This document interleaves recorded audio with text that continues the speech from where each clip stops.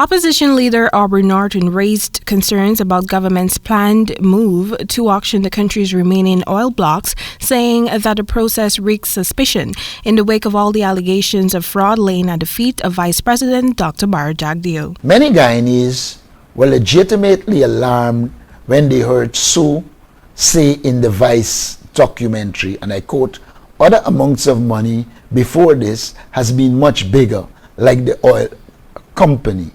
Sue's allegation that bribes were paid in connection with an oil contract raises a series of questions, in particular whether the upcoming auction of oil blocks in Guyana is a sham, with winners already chosen because they have already paid the so-called consultation fees to government ministers. NORTON advanced that the proposed auction of the oil blocks will not dissipate until an impartial investigation is carried out in connection with the claims.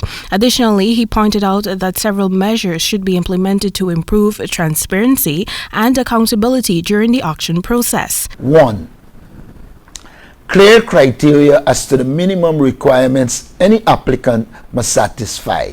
2. Extensive due diligence to ensure each applicant meets the minimum requirements. 3. Clear criteria as to how winning bidders will be selected. 4. If multiple rounds of bidding take place, clear rules as to how this will occur. 5. A period of national consultation to determine if the rules and criteria laid out are appropriate and acceptable to the Guyanese people.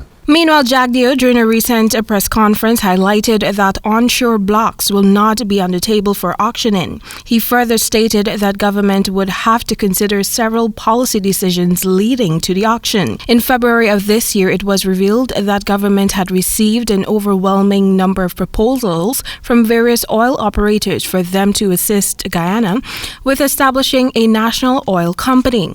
The vice president subsequently indicated that provided that Guyana can garner more revenues from its oil resources, the government is likely to consider setting up the oil company using a model that allows for passive ownership of shares in companies in exchange for offshore blocks to be allocated. We just simply say that we're getting a strategic partner. We're taking a share of the company, but we have no control over operations or management except for the controls given to shareholders through ownership. It's through passive ownership by virtue. Presently, ExxonMobil is the operator of the Stabroek, Kanji, and Kaichor blocks offshore Guyana. Since 2015, the company has made several other discoveries offshore.